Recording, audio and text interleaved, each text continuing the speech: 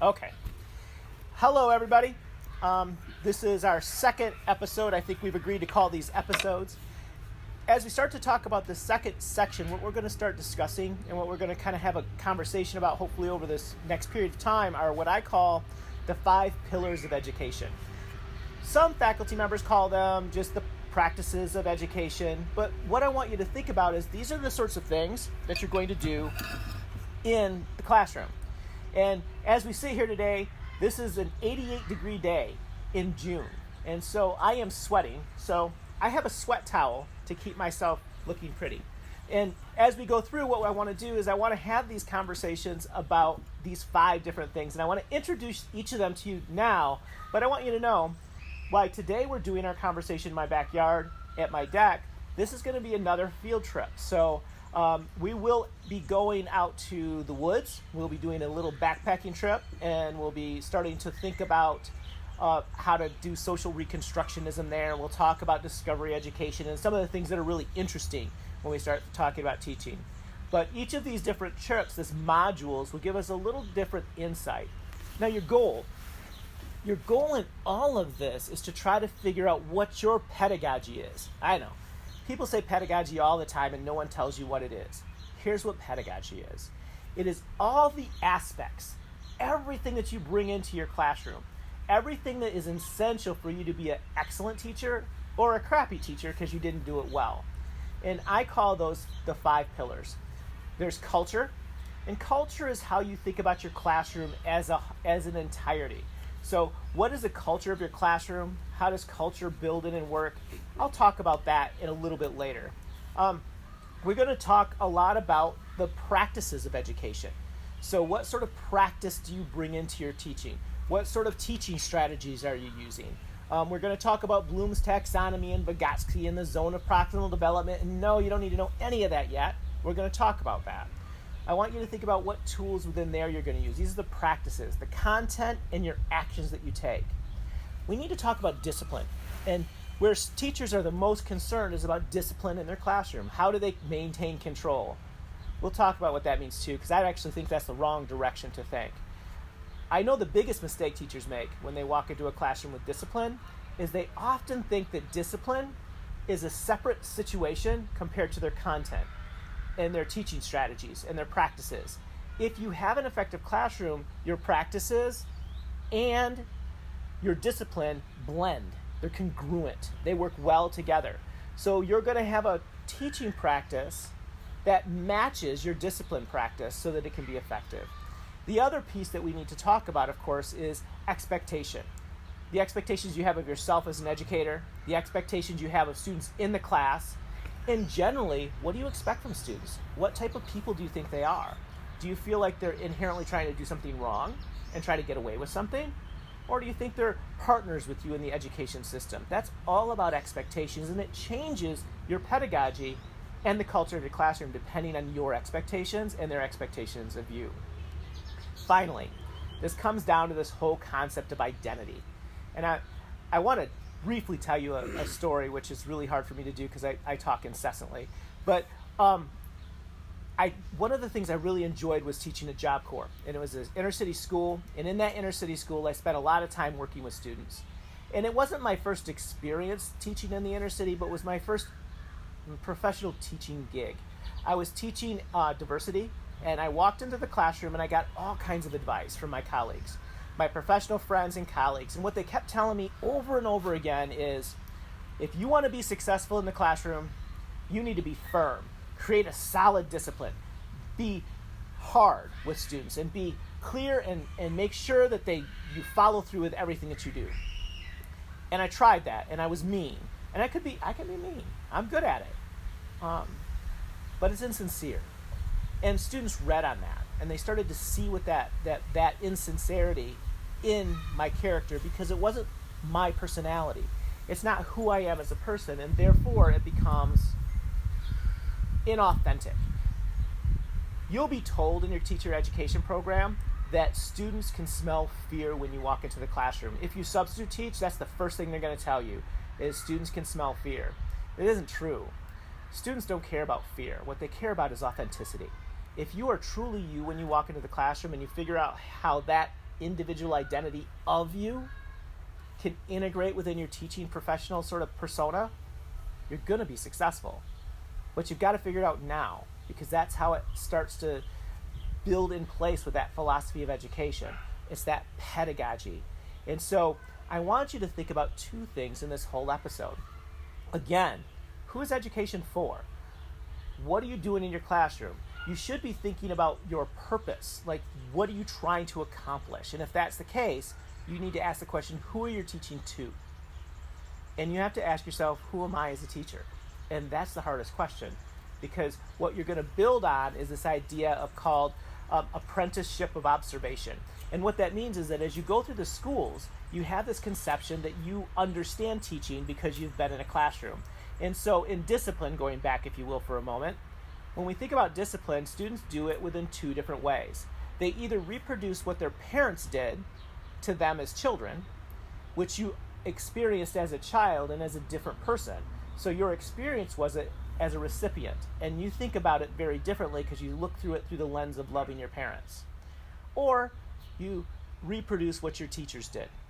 And neither of those are really good answers, because what it means is that you're reproducing something that is not authentically you. So who are you as a teacher, and how are we going to accomplish that this term? These 5 pillars will get us started on that conversation. It won't answer it, because no matter what you do for the first 3 years of teaching, you will suck. It is what we do. We all suck. I sucked. You'll suck. Every teacher sucks. First 3 years, you'll be terrible. You will actually be concerned that your students are dumber having had you as a teacher, but you will get better. All right, that's the introduction. Thank you. What do you think? So this first episode, the second episode, but the first module of it, I want to start to talk to you about social reconstructionism. Unfortunately, I lied to you a little bit. When I told you that we're going to go through these 5 pillars, we are going to go through the 5 pillars, but I want you to understand that I teach them in contextual sort of boxes, but they don't really belong there. What we typically do, unfortunately, is we think within these tiny little squares, and it helps us to put something together that way. But when I teach this, we're going to start to kind of jump through different pieces of section. In order to help me this time, I did invite a guest, hence the other chair that you have seen, that you're seeing here. Not yet. They don't see it yet. They don't see it yet. Oh, okay. Well, we'll pretend they see it. Okay. So I'm going to have a guest come in shortly. Oh, by the way, the last episode that we had, towards the middle of it, I was building a chicken door. You should know that chicken door is now complete. It is finished. So I want that to be very clear, that this is not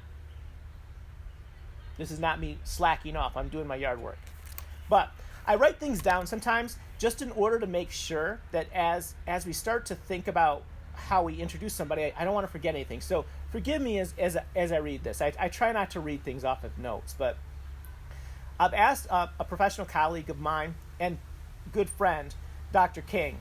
Dr. King is an author, a University of Michigan graduate, a professional psychiatrist who enjoys boating, fine cigars, and bourbon, and has more than once shared a very nice bourbon with me, and I am completely appreciative of it. Dr. King's background is really going to provide context and the experience and some expertise for us to have discussions surrounding social constructionism. And I would like to introduce Dr. King as they come in so we can start to have a more robust conversation. But before we meet Dr. King, I'm going to ask you to pause the video, not yet because I'm still talking. When I say now, I want you to pause the video, and what I want you to do is I want you to start to think about who Dr. King is. Think about what Dr. King looks like. Think about things like race, gender. Think about where Dr. King lives, Dr. King's family life, Dr. King's background. And I'm going to ask you to pause it right now and write it down. All right, now that we're back, all right, so yes, I'm sure that just saying that alone, I biased you. And you started to think about who Dr. King could be based on the fact that I asked the question. And so you even thought he's trying to fool us. And you're laughing now because that's what you thought. No, I can't read minds. Well, I can, but not from this distance. And so what I want you to think about instead is not whether I was trying to fool you, because I was, But what does that say? What does that say about what our imagery of this individual is? And so as we start to consider Dr. King, I want you to think about how we perceive different people within these different constructs, within these social constructs. And so now I'm going to introduce Dr. King. So I'd like to introduce Dr. Carolyn King today to all of you. And what I'm going to do is we're going to have a brief conversation. But before we start, I want to tell you a little bit about what social constructionism is. Many of you think about social constructionism with the idea of, you've heard the words, it's a social construct. Gender is a social construct. Race is a social construct. When we think about that, that's built off of a gentleman named Piaget. And I know you know the name. No, I don't expect you to look it up. Just trust me on this one. What Piaget did is he had this concept that we really don't learn. Our brains aren't sponges. You don't tip a lid and pour information in. Instead, when we learn in small groups. And that can be fantastic. In small groups, we construct our understanding of the world around us, and our understanding gets to draw off the brilliance of each other person in the group. Unfortunately, generationally, and even from a perspective of how our society develops, this also means that we have false assumptions, that we perpetuate oppressive ideologies, that we start to think about the world within these stereotypical ways, and they become ideological habits. So today what I've done is I brought Carolyn King to have some of that conversation with us. Carolyn King is a doctor. She is a good friend of mine and has been for a lot of years. And she can help us understand a little bit about how, when we construct these ideas of race, how that impacts our students, how that impacts individuals within our community. And so I want to begin by introducing Carolyn King, and thank you for coming. Thank you for inviting me. And I'd like to ask you if you can share an experience about when you recognized how racism impacted you at a point in your life, and you can tell us a story about that. Yes. So I was in the 5th grade, and at that time there were achievement tests. The California Achievement Test is a CAT test, and the CAT test would essentially be like a baby version of an SAT. Mm-hmm. So you got this score, and myself and Sharon, who had blonde hair and lighter skin than myself, she and I both scored 9.5 plus on this CAT test, which meant that we'd scored the maximum the test scored. So there was also this SRA, which was this pre-computer learning program that was booklets and a screen, because this is, a bit of a time ago in the last century. And so there were levels. There was tan, different colors, and then silver and gold. So the teacher said, well, Carolyn, we're going to start you on silver, and Sharon, we're going to start on gold. Now that I had no idea that had dissonance, that I was having some cognitive dissonance in that moment, but I was. And I said, well, I don't want to start on silver. And they said, well, we can't start you on gold, because if we start you on gold, you'll finish too fast. I said, but you're starting Sharon on gold. There was this silence of the teacher. Well, Carolyn, if you finish the program, then what would you do? I said, well, I would just help the other kids, So they kept the decision to start me on silver and Sharon on gold, and I was not happy. Now, if I'm not happy, then there's going to be a cause and effect so that I can become happy. Yeah. And so what I did is I just sped through the silver, sped through the gold, went back to the teacher and said, I'm done. And the teacher said, oh, you're done? You can go to the gold. And I said, no, I'm done with everything. And the teacher said, well, what are you going to do now? I said, I'm going to help the other kids like I said I would. So you followed through with what you said you were going to do in the end. I did. And Sharon had not yet completed the gold, but I was definitely being slightly assertive to aggressive about completing it quickly. As you should have been. Exactly. That's the perfect way to handle it. A little bit passive aggressive, but excellent, right? I had to get it done. You had to. And so in a lot of ways, can you explain, because I feel in a lot of ways having these conversations, it seems a little insincere as a white male, and recognizing that I'm a white cis male. I live in a world of privilege. And because of that, I was hoping you could explain, I think every black person that I know, every single black person I've ever met has a story of when they started to recognize systemic racism. That moment.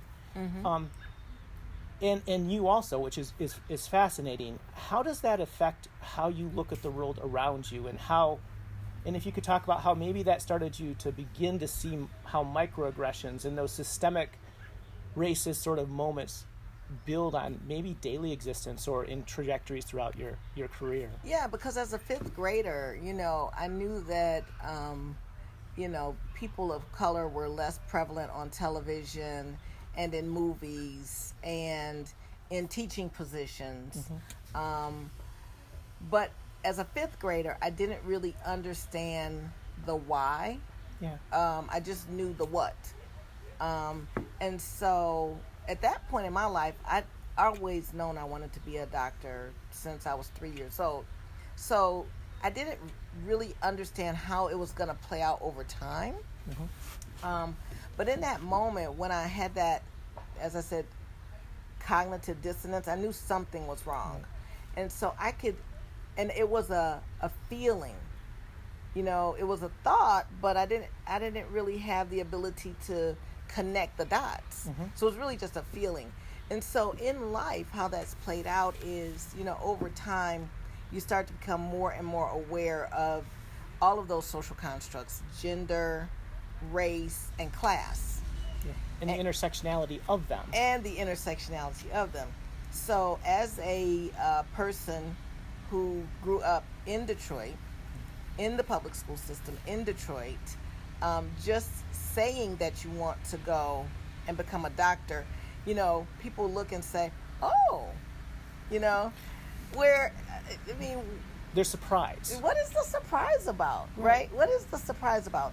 So after saying that to, my pediatrician, and he was a great man, great cisgender, white male, great guy. And as a kid, I didn't, I'm sure a lot of kids came in and said they wanted to be doctors. Sure. But the interesting thing was when I was in medical school and he became my mentor, okay? Yeah. And I saw him, at this point, I'm able to see him as a white male. And in the room with a lot of other, white men who are in training to be physicians, it felt different. Now, here's the thing. At this point, you've become so used to this different feeling, you don't even know if it's real anymore. Yeah. Is it real or is it imagined? So after I've come to the part about understanding that perception is reality, then I have had to switch how I perceive events. Right. Okay? And so... so you have to filter it. I have to filter it, and then it allows me to respond based on the filter of my perception, not just the automatic perception. Because if I always respond to my initial perception, then that's going to be stressful for me. Sure. And then I'm not going to look good at the end.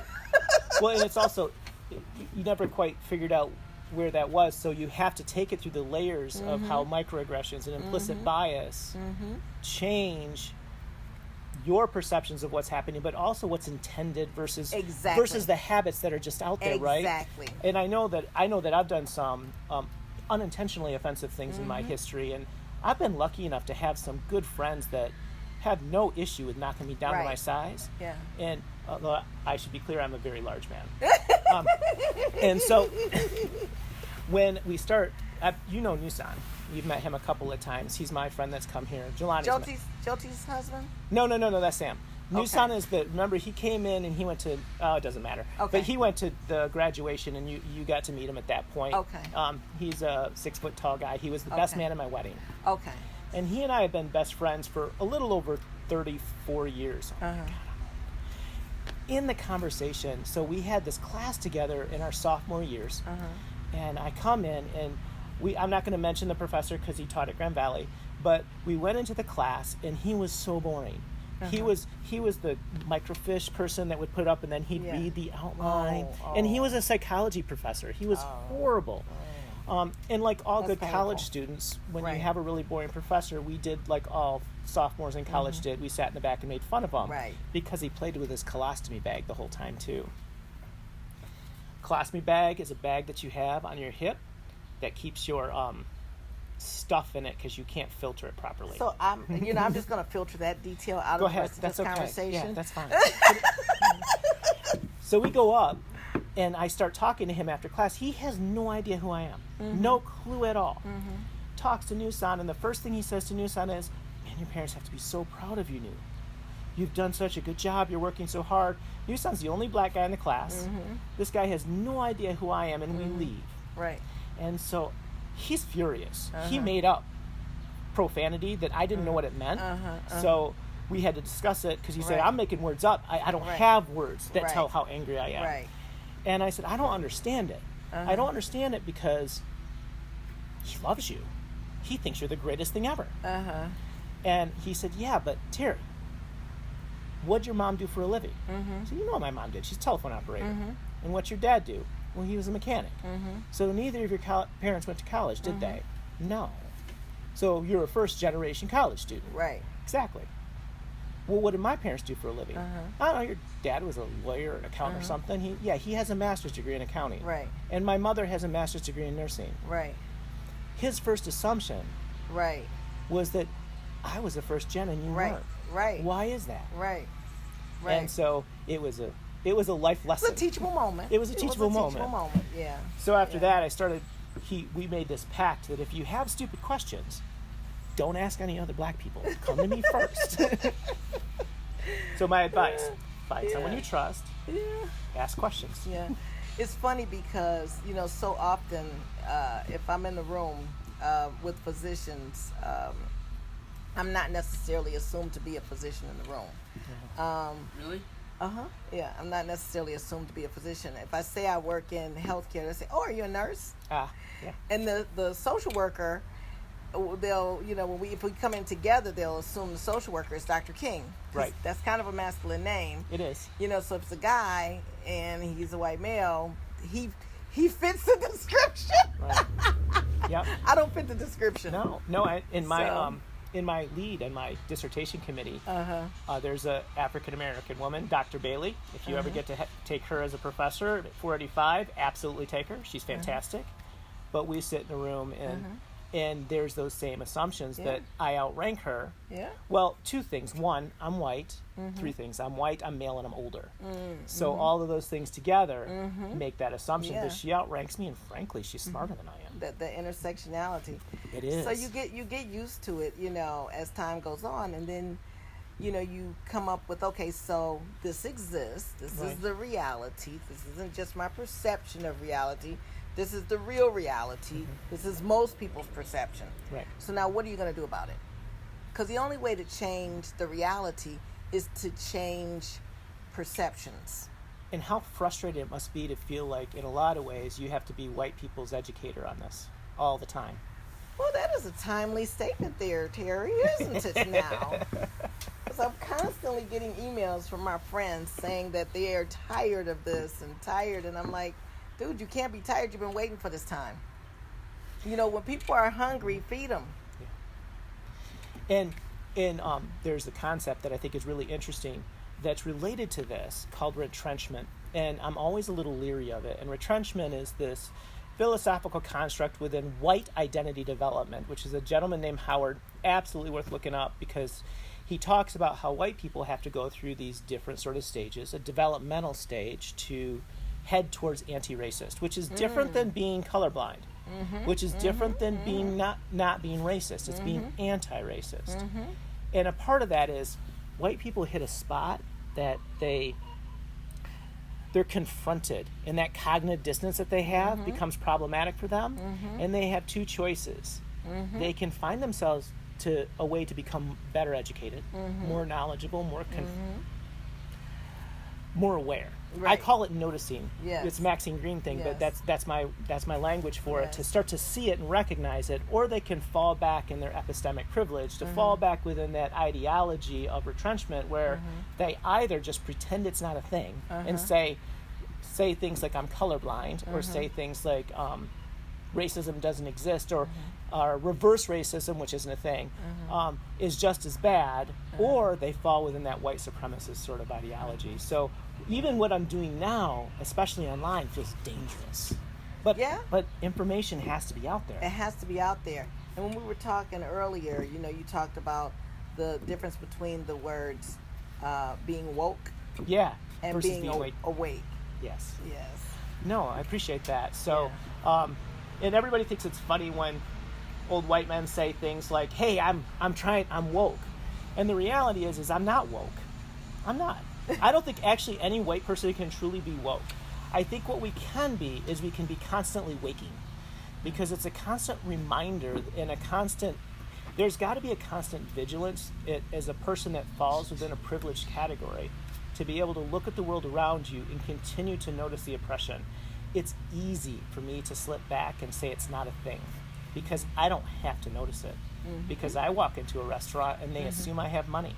Yeah. I walk into any place and they assume I'm in charge. Yeah. Because I have a gray beard, I'm dashingly good looking.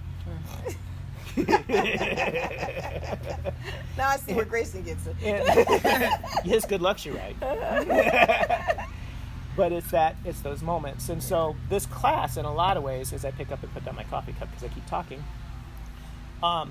it's about trying to disrupt those ideas, because those biases really fit not just within race, although I want to make it clear that when we talk about racism, I use racism as the blueprint of how it's done well, because the interesting thing about race is it changes who's oppressed at a particular time.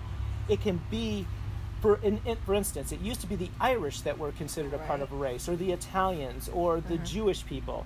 And so it doesn't matter if it's about ethnicity. What matters more than anything else is that race is this blueprint for how we can oppress the next group. It just so happens that we have a oppressive history since 1619 that started to bring that trajectory in. And ironically, as we have this conversation, we are a day away from Juneteenth, just in case you want to have perspective with that as well. And if you don't know what it is, I challenge you to look it up. That said, disrupting those ideologies is so difficult, because those same things pass into gender, right? They pass on to the idea of LGBTQ. And you know this from your work with children in child psychiatry over the years, and you've written a book to help children understand that as well. And I was hoping you'd be willing to read your book to us today. I would love to read the book. I Good. would love to read the book.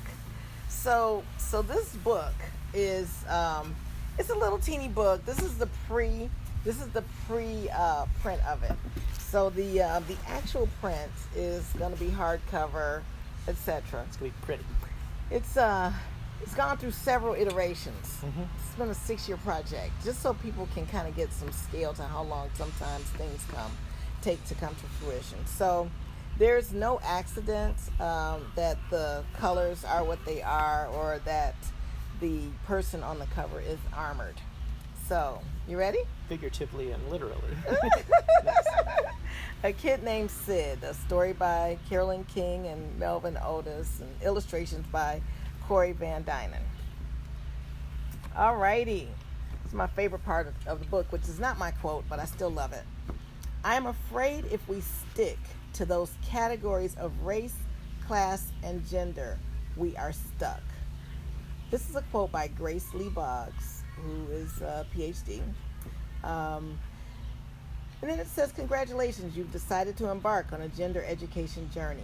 Boys who wore pink and girls who wore baggy sports attire were looked at differently in the past. Today, we accept these differences as normal. It is this type of growth away from stereotypes that will allow us to embrace new definitions of gender norms. Everyone wants to be identified as the person they are. All right, so here we are. Now, I hope I don't start singing a song with this, but I might, okay? Sid walked into school rocking everyone's world. They didn't know if Sid was a boy or a girl. Boys sat in the cafeteria, each one in a group. The girls did the same, even the ones in the scouting troop.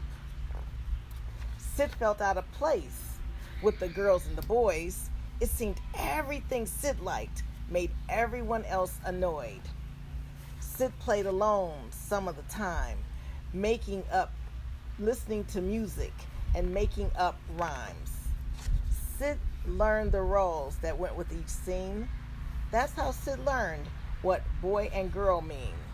Sid felt pressured about what to choose.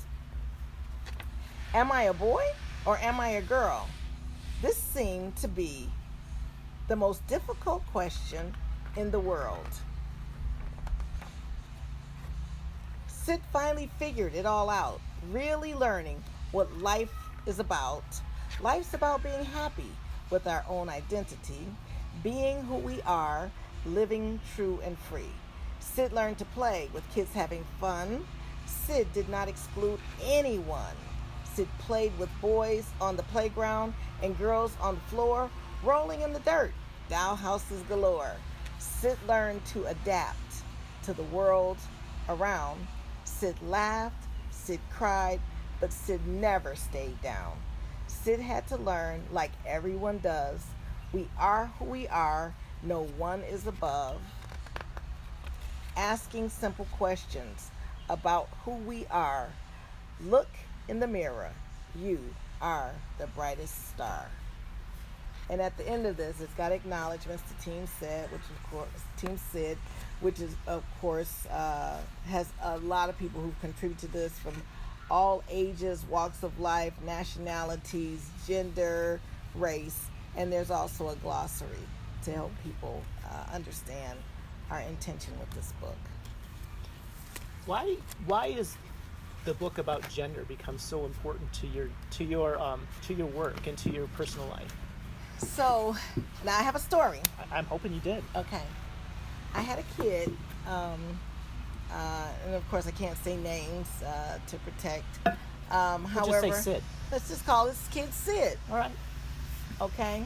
So I had a kid like Sid. I had Sid, and Sid was about 9 years old, and one of my colleagues was treating Sid, and Sid was sitting at the nurse's station and had a T-shirt fashioned into a skirt.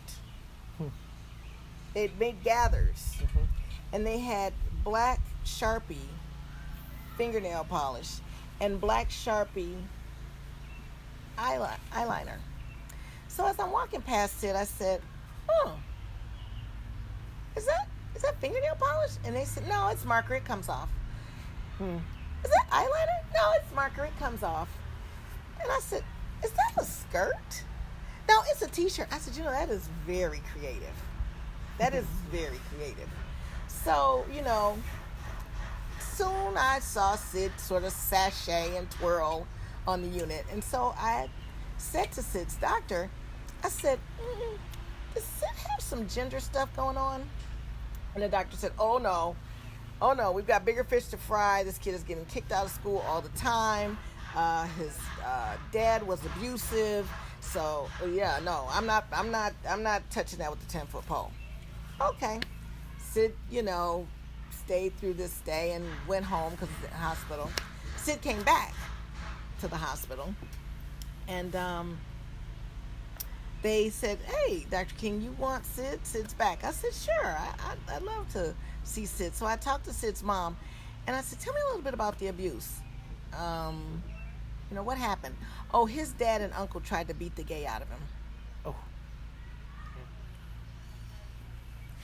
His brother constantly ridiculed him.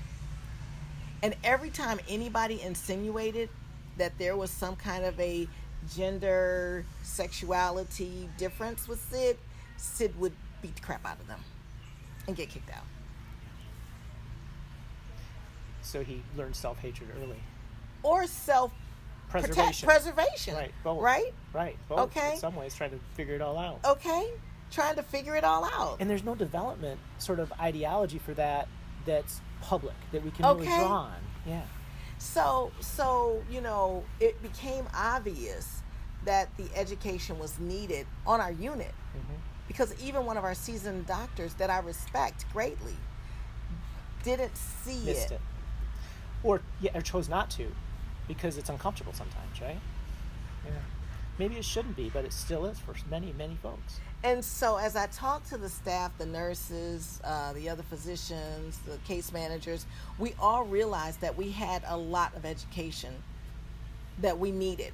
And so 50 hours later of research, I was able to present a gender. I thought I was going to do one on gay, because at that point, that's all I knew. Well, maybe he's going to grow up gay. And as I talked to my friends in the LGBT community, they were like, no, that's not really the word. This is really about the kid's gender. Mm-hmm. You don't know the kid's sexuality. You don't know this. You don't know. All you know is that this kid loves Frozen songs and, twirls and, whatever flowy thing that they can make. He liked pretty things. Loved them. Right.